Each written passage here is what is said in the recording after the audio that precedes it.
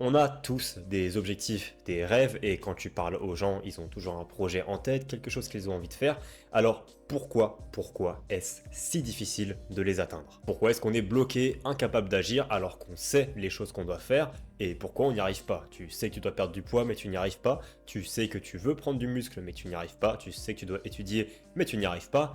Pourquoi cela se passe à chaque fois? Et aussi pourquoi de plus en plus de gens se sentent complètement paralysés au fur et à mesure que les années passent. C'est ce que j'ai remarqué, les gens abandonnent petit à petit au fur et à mesure que je grandis tous les rêves et les ambitions qu'ils avaient, et en fait je commence à comprendre ça après toutes les recherches que j'ai fait.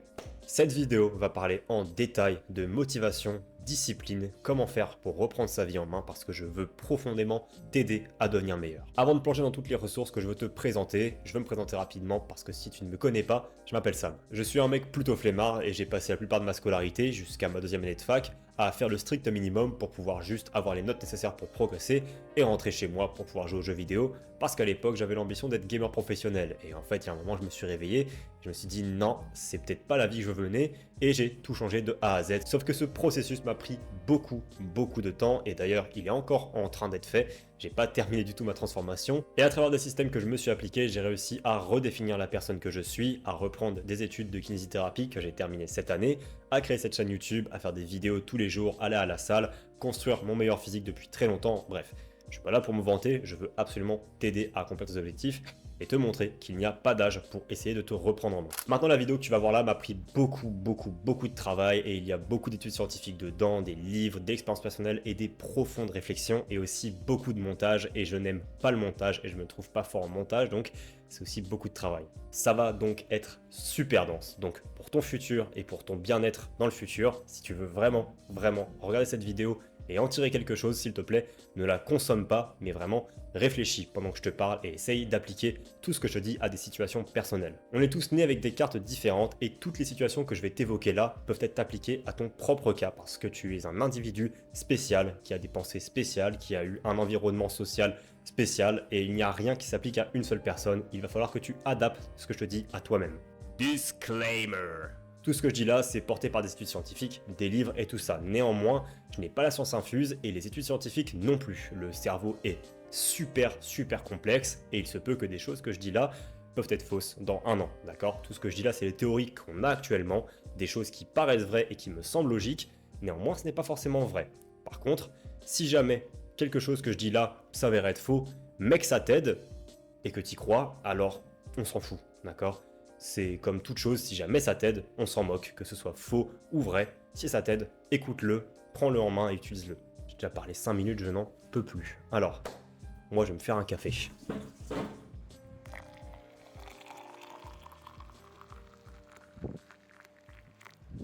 Il est prêt, il va infuser 10 minutes, donc j'ai 10 minutes pour vous parler de tout ce que j'ai écrit là depuis très longtemps. Donc là je vous parle sans script, on va parler de motivation, de discipline, des choses que tu peux implémenter dans ta vie, de procrastination, de psychologie, de sociologie et surtout d'un livre très important. Thinking Fast and Slow de Daniel Kahneman. Vraiment, non, de Daniel Kahneman. C'est un livre très compliqué à lire, surtout si tu le lis en anglais, lis-le absolument en français, mais il est super important si tu veux comprendre ton esprit, et vraiment, c'est un des rares livres où je te dis, tu lis ça, tu termines le livre, tu es plus intelligent. Toute ta vie change de A à Z et ta perception du monde change. Tu termines ce livre, tu deviens 3 fois plus intelligent, tu comprends beaucoup mieux le monde autour de toi, que ce soit dans la finance, que ce soit dans la philosophie, dans la psychologie, dans absolument tout. C'est une mine d'or que personne ne connaît, alors lis-le, s'il te plaît. Maintenant, pour commencer, définissons la motivation. La motivation, c'est souvent décrit comme l'énergie qui te pousse à agir, une sorte d'élan interne qui nous incite à poursuivre un objectif. Par contre, les chercheurs en psychologie disent souvent que la motivation, c'est super complexe et que c'est influencé par de nombreux facteurs, tant internes qu'externes. Personnellement, elle est fortement influencée par ma consommation de caféine et ça, je te le dis, ils ne le prennent pas en compte. Et une des principales molécules qui va être importante au niveau de la motivation, ça va être la dopamine. J'imagine que tu as déjà entendu parler de la dopamine. Sinon, si tu ne sais pas ce que c'est, on appelle souvent la dopamine la molécule de la motivation. C'est ce qui va nous donner notre récompense une fois qu'une tâche est accomplie. Donc en gros, lorsque tu manges un Big Mac et que tu te sens super bien, c'est généralement la dopamine que tu ressens en toi. Sauf que certaines études, notamment celle de Schultz qui est très intéressante, démontrent que la dopamine est surtout très élevée lorsqu'on anticipe quelque chose. C'est pour ça que des fois, l'anticipation des vacances est beaucoup plus excitante et beaucoup plus prenante que les vacances en elles-mêmes. C'est justement cet effet-là d'anticipation. Du coup, si tu as des objectifs, la dopamine est censée t'aider et te booster à aller faire ces objectifs. Néanmoins, ce n'est plus trop le cas dans cette société actuelle parce que notre circuit de dopamine est pris par plein d'activités différentes, que ce soit nos séries, nos amis, les drogues, la bière, les fast-food, la caféine, bref, on a des sources de dopamine qui viennent de partout dans le monde, donc ce circuit basique n'est pas exactement normal. Et le truc, c'est que quand t'as pas de définition claire de l'objectif devant toi, la motivation chute drastiquement. Et maintenant, il est très compliqué d'avoir un objectif clair alors qu'on est bombardé de distractions. Pour te donner un aperçu de la dopamine, laisse-moi te parler de l'expérience de Pavlov que j'aime beaucoup. L'expérience de Pavlov est une expérience avec des chiens, qu'on appelle souvent dans la psychologie le conditionnement classique. En gros, ça a démontré comment des stimuli externes peuvent déclencher une réponse. Pavlov, en fait, il a entraîné ses chiens à associer le son d'une cloche à de la nourriture, ce qui les faisait saliver au simple son, même en absence de nourriture. Sauf que ces chiens-là, malheureusement, sont similaires à nous. Cette expérience éclaire vraiment le rôle de la dopamine et de l'anticipation. Lorsque les chiens ils ont commencé à associer la cloche à la nourriture, leur cerveau libérait de la dopamine, pas uniquement au moment de recevoir la nourriture et la manger, mais au moment où ils l'anticipaient. Et qu'est-ce que c'est l'équivalent pour l'humain d'une cloche qui ne sonne pas tout le temps et pourtant qu'on anticipe?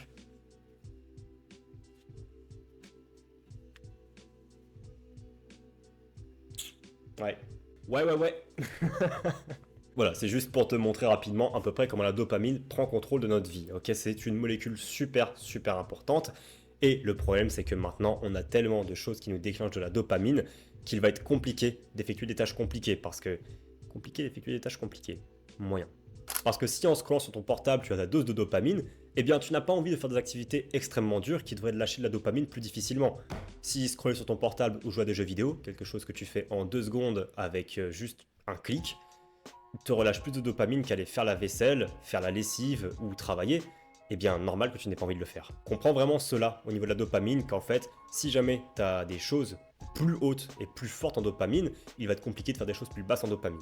Ça c'était le point sur la dopamine, mais encore une fois, attention, c'est un peu de la pseudo-science, par contre ça marche vraiment. Si tu te prives d'activités qui te relâchent beaucoup de dopamine, il sera beaucoup plus simple de faire des activités que tu procrastines en général. En continuant sur la motivation, il y a 2 types de motivation. Il y a la motivation intrinsèque et extrinsèque. C'est très simple, la motivation intrinsèque, c'est celle qui vient de toi, donc c'est lorsque tu te décides à faire quelque chose. La motivation extrinsèque, c'est le moine Shaolin qui te file des coups de bâton parce que tu n'as pas tenu la position pendant 1 heure, mais pendant 59 minutes. Pour d'autres choses beaucoup plus simples, c'est juste des obligations sociales ou la nécessité de recevoir de l'argent pour vivre, par exemple. Tout ça, c'est extrinsèque, alors que ce qui est intrinsèque, c'est la satisfaction de toi-même, l'envie d'aider quelqu'un d'autre. Je pensais pas que parler de ce sujet me donnerait aussi chaud. Et sauf que des études démontrent que la motivation intrinsèque est généralement beaucoup plus forte et beaucoup plus durable que la motivation extrinsèque. Qu'est-ce que ça veut dire pour toi sur la motivation? Eh bien, essaie de trouver des choses qui te donnent de la valeur personnelle ajoutée. Essaye de faire des tâches qui vraiment te tiennent au cœur et te donnent envie d'être faites. Ce sera plus motivant que plutôt de filer des coups de bâton pour recevoir de l'argent. Par exemple, si tu fais un sport pour le plaisir que ça te procure, tu seras plus susceptible de continuer à long terme, contrairement à quelqu'un qui le fait uniquement pour avoir des résultats physiques ou des éloges. Pour ceux qui veulent perdre du poids ou faire du sport, retenez bien ça s'il vous plaît. Voilà pour la motivation. Tu devrais comprendre que la motivation c'est quelque chose d'éphémère, qui est généralement un peu guidé par la dopamine, et encore une fois, lorsque tu regardes des vidéos de motivation, tu as juste énormément de dopamine, et c'est pour ça que tu te sens vraiment poussé à agir. Donc comprends que la motivation est éphémère, c'est un très bon outil, néanmoins il a ses gros défauts. Mais alors comment tu peux compter sur une force aussi volatile que la motivation? Eh bien, c'est pas ce que tu fais justement, tu utilises la motivation pour créer de la discipline. De la discipline. J'arrête pas de répéter ce mot à tout le monde et je gave tout le monde avec ce mot, la discipline. La discipline, c'est notre capacité à rester fidèle à nos engagements, même lorsque la motivation n'est pas au rendez-vous. C'est celle qui nous permet de persévérer dans nos actions, même en l'absence d'envie immédiate. Contrairement à la motivation qui est quelque chose de très volatile, la discipline se concentre vraiment sur quelque chose de plus profond, une envie vraiment ancrée en toi de faire les choses que tu dois faire parce que tu sais que tu dois les faire. Sauf que la discipline est extrêmement dure à maintenir. Et généralement, une règle vraiment d'or que j'ai créée dans ma vie, c'est que si je ne fais pas quelque chose plus de 2 jours d'affilée, ma discipline va partir. C'est-à-dire que, par exemple, lorsque je fais des vidéos, des shorts, des stories sur Instagram, si je m'arrête de poster pendant 2 jours, le temps que ça va me reprendre à réavoir cette discipline-là va être le double, le triple, le quadruple, et je pourrais même ne jamais reprendre. Retour à ce livre-là, très important. Ce livre parle d'une notion très importante, What you see is all there is. Ce que tu vois est tout ce qu'il y a. En gros, un biais cognitif selon lequel notre cerveau aurait tendance à se concentrer uniquement sur les informations immédiates disponibles, tout en négligeant les données absentes mais potentiellement importantes. Et c'est vraiment ce biais-là qui rend la discipline super dure à maintenir. Parce que si tu voyais le fruit de tous tes efforts dans le futur, c'est je te montrais une vision de toi-même qui était en forme, riche, avec des belles connexions sociales, avec une belle famille, avec n'importe quel objectif que tu veux, je pense pas que tu aurais vraiment de problème à avoir une discipline. Le problème, c'est que tu vois uniquement ce qu'il y a et tu ne vois pas ce qu'il y a dans le futur. Lorsque tu es fatigué ou démotivé, ton cerveau se concentre sur l'instant présent. What you see is all there is. Ce qui fait qu'on sous-estime l'importance des actions que nous devons entreprendre pour nos objectifs à long terme. On voit uniquement l'effort nécessaire ici et maintenant, et cela semble insurmontable. La discipline consiste à contourner ce biais en nous forçant à envisager le tableau d'ensemble et à ne pas nous laisser aveugler par l'immédiateté de la vie et des choses qui nous entourent. C'est pour ça que la discipline sera uniquement renforcée par des habitudes. Comme tu es incapable de voir le futur et de voir les efforts et ce qu'ils vont pouvoir donner, eh bien ta seule solution reste les habitudes. Chaque fois qu'on accomplit une tâche répétitive, ton cerveau forme des connexions neuronales qui vont faciliter l'exécution de cette même tâche. Voici une étude assez célèbre qui s'appelle la London School of Hygiene and Tropical Medicine, qui a révélé que les comportements répétitifs finissent par devenir automatiques au bout d'environ 66 jours. L'exemple le plus simple, c'est le brossage de dents. En créant des routines ancrées, tu décharges vraiment ton cerveau de toute nécessité de réfléchir. Par exemple, en moi est ancrée la notion d'aller faire du sport et d'aller marcher. Si jamais je ne vais pas marcher pendant 1, 2, 3 jours, je sais qu'il y a un problème. Si je ne fais pas une quelconque forme de sport pendant 1, 2, 3 jours, je sens qu'il y a un problème. Comme quand tu ne t'es pas lavé les dents pendant plusieurs jours, tu te dis merde, il faut vite que j'aille m'acheter une brosse à dents. Eh bien c'est pareil, toute autre habitude que tu vas former va vraiment créer cet effet-là. 15 minutes 28, excellent.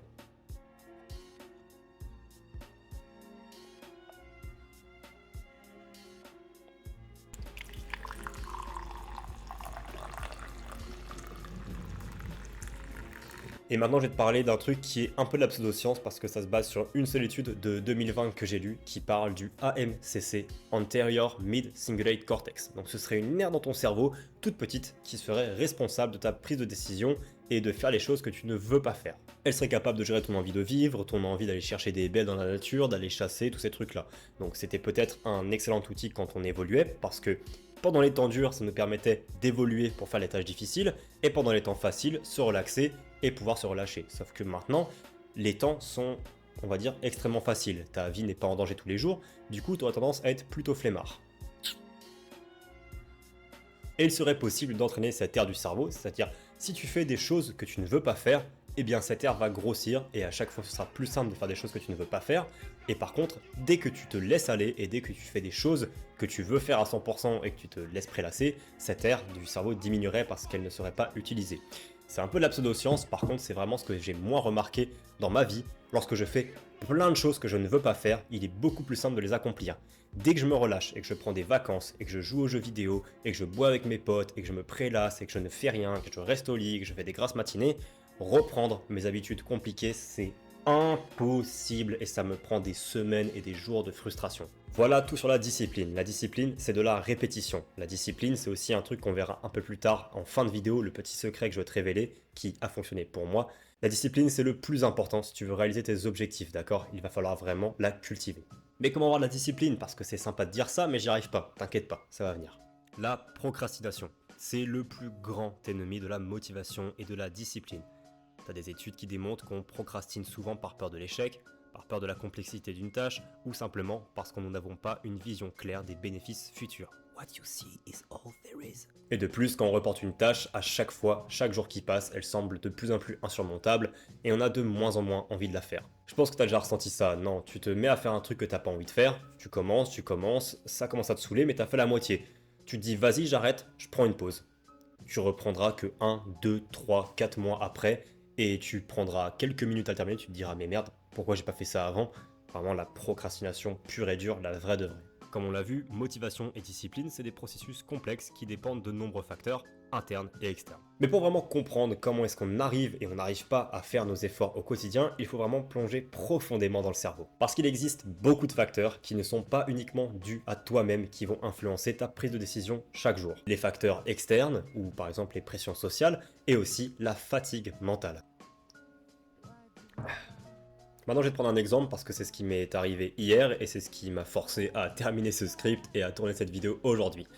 On a tous des jours où, concrètement, on pue la merde. Des jours où t'as pas envie de te lever, t'as pas envie de travailler, t'as pas envie de faire les choses, t'es là, t'es une larve, t'es une merde, t'en peux plus de la vie et la vie s'abat sur toi.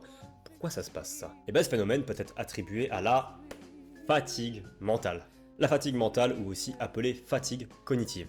Ça arrive lorsque ton cerveau est surchargé par trop de décisions à prendre ou par un travail mental super intense pendant une longue période de temps. Et des études montrent que lorsqu'on passe nos journées à prendre des décisions complexes, notre capacité à exercer notre discipline diminue, un phénomène connu sous le nom de fatigue décisionnelle. Je t'arrête tout de suite avant toute chose, ne prends pas ça comme des excuses pour ne rien faire. Je te dis juste que il y a des raisons qui justifient le fait que tu te sens comme une merde. Néanmoins, je peux t'assurer une chose, quand je me sens comme une merde dans mon identité actuelle et la personne que je suis actuellement, je suis 6 fois plus productif que quand j'étais une merde il y a 5 ans. C'est-à-dire que quand j'étais une merde hier, eh ben, j'ai quand même fait 20 000 pas dans la journée, j'ai quand même écrit un peu les scripts pour les vidéos, et certes, je me suis prélassé, j'ai bu quelques bières et j'ai pas fait grand-chose, sauf que j'ai quand même fait de l'activité physique, j'ai fait du sport, je suis allé marcher, j'ai écrit des scripts, j'ai travaillé sur d'autres projets perso, mais pour moi, je me sentais super mal. Par contre, il y a 5 ans, j'aurais juste rien fait et je serais resté au lit toute la journée. Donc, tu verras que ton meilleur jour actuellement, ce sera quasiment ton jour le plus nul dans 5 ans, si vraiment tu appliques les principes que je te donne ici. Laisse-moi te donner un exemple concret de la fatigue décisionnelle, parce que c'est un concept que tu pourras ne pas croire, sauf que ton cerveau consomme de l'énergie à chaque décision, ce qui épuise tes réserves mentales, rendant les décisions suivantes plus pénibles et souvent plus impulsives. Et là, je vais te filer un exemple concret. Il existe une profession, un type d'étude où on t'apprend à prendre des décisions pour le futur des autres. Les juges de tribunaux. Dans cette étude, ils ont démontré qu'après plusieurs heures de décisions consécutives, ils avaient tendance à prendre des décisions plus rapides, moins nuancées et parfois beaucoup plus strictes. Dans nos vies quotidiennes, ça se traduit par une difficulté accrue à rester discipliné dans l'après-midi ou en soirée, après avoir pris des centaines de petites décisions tout au long de la journée. Ainsi même, les actions qui nous semblent importantes peuvent être mises à plus tard simplement parce que notre cerveau est fatigué. Et si tu es comme beaucoup de personnes, tu te sens peut-être plus productif le matin. Eh bien, c'est exactement ça, c'est ce truc de fatigue décisionnelle. Les premières heures de la journée, c'est là généralement où on est le plus faible physiquement, mais là on est le plus fort mentalement parce que notre cerveau est frais, il vient vraiment de dormir. Notre température corporelle est plutôt basse, donc physiquement on va pas aller faire du sport, mais on a tout notre cerveau pour réfléchir. Et si en plus tu ajoutes un petit peu de caféine, tu arriveras beaucoup mieux à travailler le matin. Il y a certaines personnalités politiques, comme Steve Jobs et Barack Obama, qui vraiment avaient un planning où ils faisaient beaucoup de choses le matin. Mais attention, maintenant j'arrive à travailler l'après-midi et le soir. Par contre, il faut absolument voir un truc crucial en tête, c'est la préparation des choses. Si tu prends trop de décisions importantes dans une journée, il va être compliqué d'agir. Tu vas avoir une énorme fatigue mentale et tu n'arriveras pas à agir sans énorme motivation intrinsèque ou extrinsèque. Ta discipline seule ne suffira pas. Alors qu'est-ce que tu peux faire? Eh bien, tu peux tout préparer à l'avance. Tu peux te faire des listes de choses à faire, tu peux te faire un planning où chaque heure tu te dis ce que tu dois faire. Moi j'aime pas ça mais ça marche. Liste de choses à faire, je l'ai déjà dit mais je le redis, vraiment te faire une liste de choses à faire te permettra d'éliminer le processus de réfléchir parce que tu l'as écrit, donc tu dois le faire. Tu peux aussi préparer tes repas à l'avance, tu peux aussi préparer tes vêtements à l'avance, ton calendrier à l'avance. Tout préparer à l'avance sur les journées où tu n'aimes pas faire les choses que tu as envie de faire te permettra, si jamais tu as la motivation et la discipline, d'effectuer beaucoup plus de travail ce jour-là. Fatigue décisionnelle, très important. Deuxième facteur très important, les pressions externes. Les attentes sociales ont un impact énorme sur notre comportement. Des études, encore une fois en psychologie, qui montrent qu'on est fortement influencé par ce que nous pensons et ce que les autres attendent de nous, que ce soit au niveau professionnel, familial ou social. Cette pression, elle peut être super motivante. Si tu as un coach de sport qui a des attentes sur toi, eh ben, tu vas réussir à performer à ses attentes. Mais ça peut être aussi une source d'anxiété et aussi quelque chose qui peut te forcer à ne pas agir. Et parfois pour beaucoup, cette obligation de pression sociale va souvent mener au burn-out parce que c'est uniquement de la motivation extrinsèque et pas de la motivation intrinsèque. Donc aussi attention au burn-out. Si tout ce que tu fais est purement motivé par des facteurs extrinsèques, c'est-à-dire des récompenses et des trucs qui ne viennent jamais de toi-même, il va être très compliqué de faire du travail. Si par exemple, je faisais cette chaîne YouTube parce que je voulais gagner de l'argent, Déjà, premièrement, j'aurais quitté depuis très longtemps, vu que ça fait 1 an et demi que je bide avec mes vidéos. Je ne pourrais pas faire des vidéos. Par contre, vu que je me dis, tiens, je vais aider quelqu'un, et si même j'ai 60 vues, si dans ces 60 vues j'ai aidé 20 personnes, ça me va, et ben ça m'aide vraiment à faire des vidéos et à passer des heures à faire des vidéos. Essaye d'avoir ça aussi dans ton quotidien. Et maintenant, un facteur moderne de pression sociale qui contribue grandement à ce que l'on fait, c'est les réseaux sociaux. On voit constamment la réussite des autres, leur succès, leur vie parfaite, et cela peut créer un sentiment de dévalorisation personnelle. Et ce sentiment te diminue parce que tu crois que les autres réussissent tous et que toi tu n'y arrives pas. Pourtant, encore une fois,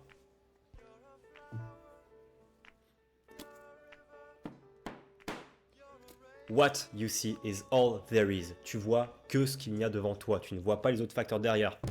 Si je prends mon exemple du fitness, tu vois un mec musclé sur internet, tu vois pas le fait qu'il ait mis une lumière de fou, le fait qu'il s'est photoshopé, le fait qu'il s'est privé d'eau pour avoir beaucoup moins de tissu et qu'on voit beaucoup mieux ses muscles, tu ne vois rien de tout ça, tu vois que son physique, donc tu te dis « Oh, excellent, moi j'ai pas ça, je suis une merde », alors que non, c'est pas du tout ça. Et c'est pareil, t'as des mecs qui disent « Oh, je me suis fait 5000 euros en une semaine alors que j'ai 20 ans » et tu te dis « Mais vas-y, j'ai 28 ans et je gagne que mon SMIC », et donc tu te compares, sauf qu'en fait le mec, ça se trouve il ment, ça se trouve il dit des conneries, ça se trouve il a pris des photos, il les a photoshopées, tu ne sais pas le contexte, mais comme tu crois que ce que tu vois, tu y crois quand même. Ce que vous voyez n'est pas tout ce qu'il y a. Nous ne voyons que les moments choisis et souvent embellis des autres et non pas les efforts, les échecs et les moments difficiles qu'ils ont traversés pour en arriver là.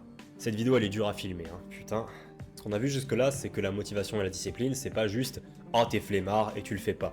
C'est aussi dû à plein de facteurs externes que si tu arrives à gérer, tu pourras plus facilement réussir à faire les choses que tu veux faire. Et bien que certaines choses paraissent insurmontables, il faut vraiment prendre des petites actions chaque jour pour pouvoir aider petit à petit à franchir ces murs. Tu peux absolument tout accomplir dans ta vie si vraiment tu te donnes la discipline, par contre il faut comprendre que cela peut prendre beaucoup de temps, beaucoup d'efforts et des années de travail, et c'est pas juste un raccourci rapide qui va t'y amener, mais des heures et des heures de recherche et de travail. Là je vais prendre une petite pause parce que ça fait 40 minutes que je parle devant la caméra et après je reviens avec vous.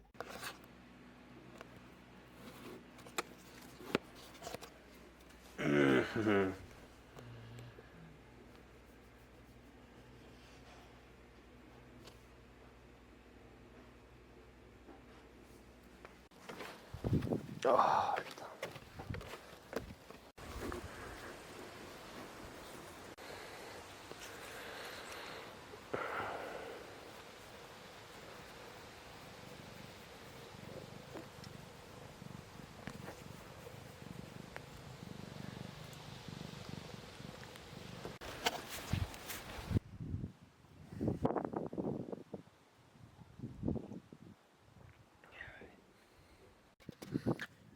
Et donc là, si je reprends pas la vidéo dans exactement 10 minutes, je vais avoir la flemme de la reprendre et je ne la reprendrai jamais. Littéralement, la base de la procrastination de très vite. Alors, comment surmonter les obstacles de la discipline et de la motivation? Qu'est-ce que tu peux faire et qu'est-ce que tu peux implémenter dans ta vie pour pouvoir réussir? Tu sais maintenant tous les défis et tout ce qui t'empêche peut-être de réussir tes objectifs. Donc, si maintenant tu es conscient de cela, qu'est-ce que tu peux faire pour essayer d'y arriver? Déjà, il va falloir essayer de minimiser la fatigue mentale. Vraiment, essaye de simplifier le processus. Ne te pose pas de questions. Fais en sorte que tout soit simple, clair et que vraiment tout soit lucide pour toi. Tu dois faire ça aujourd'hui et il n'y a rien d'autre à faire. Tu dois faire ça, ça, ça, ça et ça. Et tant que tu n'as pas fait ces choses-là, tu ne feras rien d'autre. Déjà, ça te permet de minimiser la fatigue mentale parce que les décisions sont déjà prises et tu retires toute l'équation. Ce qui fait que du coup, en plus, une fois que tu auras accompli toutes les choses que tu veux faire, tu auras encore l'énergie mentale pour prendre les décisions de faire autre chose dans ta journée. Donc d'aller à la salle, de faire du sport, de pouvoir être productif, de lire un livre, de faire ce que tu veux. De mettre les tâches importantes au moment optimal. Comme tu l'as appris il y a 2 secondes, on est plus fort le matin mentalement, on est plus fort physique l'après-midi, ok? Donc si tu as des trucs qui sont mentalement durs à faire pour toi, mets-les directement premier truc du matin. Pendant que tu bois ton café, fais le truc chiant, fais le truc dur et fais-le direct et comme ça t'es libéré et t'es tranquille. Et garde le sport peut-être pour l'après-midi ou pour le soir. Par contre oui, si jamais le truc dur pour toi c'est faire du sport, fais-le directement le matin. 3. L'empilement des habitudes, habit stacking. Essaye d'empiler des habitudes, c'est-à-dire ça prend 66 jours de construire une habitude. Alors, construis une habitude, garde-la. Une fois que tu en as construit une, construis-en une deuxième. Une fois que la deuxième est établie, garde-la. Établis-en une troisième, établis-en une quatrième. Et c'est en faisant du habit stacking que j'arrive à faire ce que je fais actuellement. J'ai l'habitude de faire du sport, nickel. J'ai l'habitude de filmer, nickel. Si je passe 3-4 jours sans filmer, je sais qu'il y a un problème. J'ai l'habitude d'éditer, nickel. J'ai l'habitude de poster, nickel. J'ai l'habitude de faire des recherches. Bref, je pourrais m'étaler. J'ai pris des habitudes et des habitudes et des habitudes et je les empile et paf, ça me fait un système clair à suivre et mon cerveau, il est bien branché. Et maintenant, le truc que tu peux faire en plus, c'est le multitasking dans tes habitudes. Détermine des habitudes que tu as dans ta journée. Par exemple, moi, j'adore le café et je bois 2-3 tasses de café chaque jour. Qu'est-ce que je peux faire pour rendre ma vie plus simple? Eh bien, le café, comme tu as pu le voir, je le mets là-dedans. Et hop, il doit infuser pendant un certain temps. Donc le temps qu'il infuse, qu'est-ce que je fais? Je scrolle sur TikTok? Non. Je fais ma vaisselle, je me prépare à manger, je prépare mon emploi du temps, je prépare mon travail. Utiliser des habitudes dans des habitudes. C'est-à-dire pour des trucs que tu fais, tu sais que ça va être fait, et bah vas-y, fais-le. Genre pendant que tu te brosses les dents, au lieu de te regarder comme ça dans le miroir en train de te... Au lieu que tu te regardes dans le miroir comme ça en train de te brosser les dents, et bien peut-être que pendant que tu te brosses les dents, tu peux lancer une lessive, ou tu peux faire autre chose, tu vois. Essaye d'utiliser le temps où tu fais des habitudes pour peut-être programmer autre chose dedans. Ensuite, renforcement par récompense. Tout comme Pavlov, tu peux vraiment motiver ton cerveau par des récompenses immédiates avec une petite gratification. Donc cela, ça peut être aussi simple que de cocher la case de ta to-do list ou un truc plus complexe comme t'offrir une petite récompense après avoir fait du sport ou après avoir fait une tâche que tu ne veux vraiment pas faire. Par exemple, quand j'ai commencé à étudier, je n'arrivais vraiment pas à me concentrer et j'étais accro aux animés japonais. Ce que je faisais du coup, c'était que j'étudiais 30 minutes. Et après avoir étudié 30 minutes, je regardais un épisode d'animé qui durait 20 minutes. Et je faisais ça périodiquement. 30 minutes, j'étudie 30 minutes, 20 minutes d'animé. J'étudie 30 minutes, 20 minutes d'animé. Je me fais une récompense immédiate comme ça. Maintenant, j'en ai plus besoin, mais sur le coup, je te promets que ça m'a beaucoup aidé. Parce qu'au final, sur une journée entière où je devais étudier, et bah imaginons j'avais 12 heures, j'arrivais à étudier 6-7 heures, et je regardais 5 heures d'animé, donc en fait j'avais fait les deux trucs que je voulais. Maintenant, ensuite, tu peux aussi suivre tes progrès. Pas mal d'études montrent que de suivre tes actions de manière régulière peut augmenter ton taux de succès. Le suivi quotidien, que ce soit dans un carnet, une application mobile, un tableau de suivi, crée un sentiment de responsabilité envers toi-même et te permet de visualiser ton progrès. Ce qui te permet de voir que tes efforts te permettent d'accomplir quelque chose et petit à petit avoir un petit peu cette récompense de dopamine. Ensuite, accountability. Je ne sais pas comment on dit ça en français et je ne pense même pas qu'il y a un mot. Alors, à ce qui paraît, c'est imputabilité. Imputabilité. Bref, c'est un principe fondamental pour moi dans la création d'une discipline durable. C'est-à-dire, en fait, rendre tes actions visibles à d'autres personnes ou à un groupe. Lorsque tu es responsable devant quelqu'un, tu es beaucoup plus susceptible de tenir tes engagements. Encore une fois, l'exemple d'un coach. Si jamais tu dois perdre du poids et tu es supervisé par un coach, eh bien, tu seras beaucoup plus enclin à perdre du poids si tu as un coach parce que tu as quelqu'un qui va te superviser et qui va te forcer à faire les choses. C'est pour ça qu'un environnement social va vraiment beaucoup te pousser dans la discipline parce que si tu as une ou un compagne qui va t'aider à faire les choses, qui va te pousser, qui lorsque tu ne vas pas à la salle te dit écoute pourquoi tu n'y es pas allé plutôt que te dire oh mais c'est normal de pas y aller, ça va vraiment t'aider à forger de la discipline, à avoir des gens autour de toi qui vont te rendre responsable de ce que tu dois faire. Et si tu n'as personne comme moi à l'époque, eh bien rends-toi toi-même responsable. Sauf que ça peut être un peu dur sur soi-même parce que tu auras tendance à trop t'auto-critiquer. Donc avoir des gens c'est super sympa, mais si tu es tout seul, eh bien tu peux toi-même te rendre responsable, bien que ça pourrait être un peu dur. Tu peux aussi créer des structures externes comme des tableaux Excel pour noter les jours où tu es productif, noter les jours où tu n'es pas productif, mais là après on part sur un mindfuck de ouf que je ne te conseille pas vraiment. C'est plus simple d'avoir un groupe de potes ou des gens que tu rencontres sur internet qui sont prêts à t'aider et à s'entraider. Tous les outils nécessaires pour pouvoir créer la discipline et de la motivation. Maintenant, il faut les appliquer et il faut les appliquer avec vraiment de la discipline, mais ça va être compliqué. Je te cache pas que faire les choses comme ça, c'est vraiment dur. Même moi qui adore faire des vidéos et qui fait des trucs comme ça, il y a des trucs que j'aime pas faire, comme éditer, comme mettre en place ma caméra, comme parler comme ça pendant 1 heure devant la caméra. J'ai chaud, j'ai envie de boire du café, j'ai envie de bouger, je suis là sur ma chaise, j'en peux plus. Mais quand même, il y a des choses qui vont devoir être faites et parfois c'est compliqué. Mais c'est ça qui est bien aussi, c'est que c'est le processus qui est complexe, qui est important. Vraiment, ne néglige pas le processus. Je sais que tu veux des résultats rapides, mais le processus est très important et la souffrance temporaire que tu ressens maintenant n'est rien par rapport à la récompense que tu auras plus tard d'avoir fait les choses et d'avoir été discipliné. La discipline, c'est pas un don mystérieux réservé à quelques élus. C'est une compétence qui peut être cultivée avec les bonnes stratégies. En comprenant comment ton cerveau fonctionne et en mettant en place des systèmes pour gérer les pressions externes, on peut tous apprendre à maintenir une discipline et atteindre nos objectifs, même dans les moments où la motivation fait défaut. Encore une fois, si jamais tu as un doute, je t'en supplie, lis ce livre. Il est incroyable. Je ne recommande des livres à personne sauf celui-là. Vraiment. Il n'y a que les dernières pages qui peut-être méritent d'être sautées. Mais tu as au moins 300 pages complètement incroyables de ressources qui vont changer ta vie au niveau de responsabilité, au niveau de la discipline, de la motivation, de la perception du monde autour de toi. Incroyable, s'il te plaît, lis-le. Ou si tu ne le lis pas, demande un résumé à ChatGPT, fais quelque chose, mais essaye d'assimiler un tout petit peu les contenus de ce livre. 54 minutes que je filme. Ok, pour terminer, juste parler de quelque chose d'assez spécifique. La force mentale pure et dure. C'est-à-dire vraiment l'imbécilité humaine, la force mentale pure et dure. Parce que tout ce que je te dis, c'est important. Il y a des facteurs psychologiques, sociologiques qui font que tu n'arrives pas à procrastiner.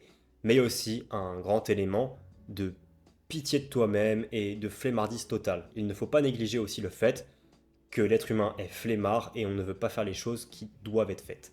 Et généralement, ceux qui réussissent sont ceux qui arrivent à passer outre cela et qui réussissent à faire les choses qui doivent être faites plutôt que de les procrastiner. Donc, très important quand même de se rendre compte aussi, il ne faut pas juste se dire « Ah, mais c'est pas ma faute parce que j'ai la fatigue mentale, parce que j'ai pas les bonnes habitudes ». Il y a aussi la force mentale pure et dure qui peut être entraînée. Je prends toujours l'exemple de David Goggins. C'est pour moi l'exemple qui résonne le plus facilement avec les gens parce que c'est complètement... C'est un taré, c'est un fou. Et justement, c'est ce qui te démontre que tous les principes que je te donne là, ils sont importants. Par contre, ils peuvent être surpassés par la pure force mentale et l'envie de la souffrance. David Goggins était un enfant battu, maltraité, une enfance misérable, vraiment, il y a tout qui allait mal. Le racisme dans sa famille, enfant battu, mère battue, problème de pauvreté, tout ça. Sauf qu'à 25 ans, obèse et avec un métier de tueur de cafards, il décide de tout reprendre en main. Et d'ici s'écoule une magnifique longue histoire, extrêmement motivante et choquante. Un livre aussi que je te conseille de lire, le livre de David Goggins, il est vraiment motivant et est une très bonne leçon de discipline et de self-control. Par contre, ce que je vais te faire comprendre ici, c'est qu'une des notions les plus importantes à la discipline, c'est l'identité. Et je pourrais faire une vidéo totalement annexe sur l'identité, mais je pense que c'est pertinent d'en parler maintenant. Je vais donc m'allonger un peu pour te parler de l'identité. Si vraiment tu as une identité, quelque chose vraiment ancré en toi, et que tu sais ce que tu veux être et qui tu veux devenir, ce sera beaucoup plus simple d'accomplir les choses. David Goggins, dans son livre, était une merde, concrètement, il le dit lui-même, c'est même pas moi qui le dis, et il a décidé de devenir un Navy SEAL, c'est-à-dire quelqu'un qui était dans l'armée. Sa nouvelle identité n'était plus ce qu'il était avant. J'ai fait pareil, j'étais un petit geek, gros gamer qui adorait le Japon, j'ai changé d'identité. Je ne suis plus cette personne-là, je ne fréquente plus les personnes que je fréquentais avant, j'ai changé d'identité. Changer d'identité, c'est une des manières les plus simples d'avoir une discipline parce que si jamais tu sais qui tu es et qui tu veux être, il sera beaucoup plus simple de te motiver. Personnellement, je suis maintenant Sam Training. Mon but, c'est de motiver les autres, les aider à atteindre leurs objectifs, qu'ils soient physiques ou dans leur mental. Donc en fait, la façon dont je vais agir chaque jour va aussi être le reflet de cela. Si jamais je n'étais pas ça, eh bien je ne ferais pas de vidéo, je n'irais pas autant faire du sport. Et pour tous les jours où je n'ai pas envie de filmer, où je n'ai pas envie d'aller à la salle, je me dis tu es Sam Training. Et tu ne fais pas ça que pour toi, mais aussi parce que c'est ton identité, c'est la personne que tu veux être, et les actions tous les jours que tu fais ne sont pas seulement quelque chose que tu veux faire, mais aussi un produit de ton identité. Et ça c'est super important. Si tu veux vraiment changer et avoir une discipline sur quelque chose, change ton identité. N'aie pas peur de changer de groupe d'amis, de groupe social, de changer de A à Z qui tu es et ce que tu fais. C'est possible et tu devrais le faire. Cela peut te paraître dur, mais c'est aussi une des manières les plus simples et les plus efficaces d'être beaucoup plus discipliné, c'est de changer d'habitude. Par exemple, si tu es quelqu'un d'obèse, eh bien, ta nouvelle identité sera quelqu'un qui ne fume pas, quelqu'un qui adore le sport, quelqu'un qui veut être remis en forme, quelqu'un qui veut aider les autres à se remettre en forme, et en partant de cela, tu arriveras peut-être mieux à atteindre tes objectifs. Néanmoins, si tu restes dans un biais entre les deux où tu te dis « Non, mais j'aime bien qui j'étais avant, mais je veux devenir une autre personne », non. Essaye d'être un peu extrême, de te dire « Ce que j'étais avant, ça ne me plaît pas. Je vais prendre quelques éléments de qui j'étais avant et le remettre dans ma nouvelle identité, mais je peux changer de A à Z. » J'ai réussi. En vrai, j'ai changé 2 fois d'identité, je pense, dans ma vie. En fac, j'ai commencé justement à avoir une nouvelle identité du mec sportif, qui allait en kiné et tout ça. Et pendant ma 2e année de kiné, j'ai encore une fois rechangé d'identité et changé de A à Z tout ce que j'étais et ce que je faisais. Et je pense que mes amis l'ont remarqué aussi. Voilà, je voulais terminer sur ce truc d'identité. C'est une notion qui mérite d'être beaucoup plus approfondi. Là, je te donne juste mes pensées, sans script, sans rien. Donc ça peut être un peu brouillon et me connaissant, je vais pas avoir envie de l'inclure dans la vidéo, mais je vais le mettre quand même parce que je veux quand même parfois vous parler sans script, sans rien, vous donner mes pensées pures et dures. L'identité, c'est aussi quelque chose de très important au niveau de la discipline. Donc, petit résumé. Motivation, discipline, procrastination, ça peut être dû à plein de facteurs différents et tu peux faire beaucoup de choses pour agir dessus. Créer des habitudes, créer des motivations intrinsèques, extrinsèques. Tu comprends sûrement normalement ce que c'est la motivation, la discipline et la procrastination maintenant. Mais il va falloir agir, il va falloir changer d'identité, il va falloir faire des choses compliquées chaque jour et petit à petit te développer. Maintenant, si tu as besoin de conseils spécifiques, n'hésite pas à commenter dans les commentaires. En plus, ça boostera l'algorithme, ça me filera un peu d'amour. Et si vraiment tu veux un suivi personnalisé, j'offre du coaching sur mon site Holistic Training ou tu peux me contacter sur mon Instagram. J'essaie de faire ça à un prix qui n'est pas très haut parce que je n'ai pas encore beaucoup de personnes pour le moment. Et donc, si ça peut t'aider de payer une petite somme pour avoir un coach, quelqu'un qui est derrière toi pour te dire les choses à faire, pour te lancer dans tes habitudes, alors n'hésite pas à me contacter. J'ai mis beaucoup de travail dans cette vidéo, donc j'espère que ça t'a aidé. À bientôt.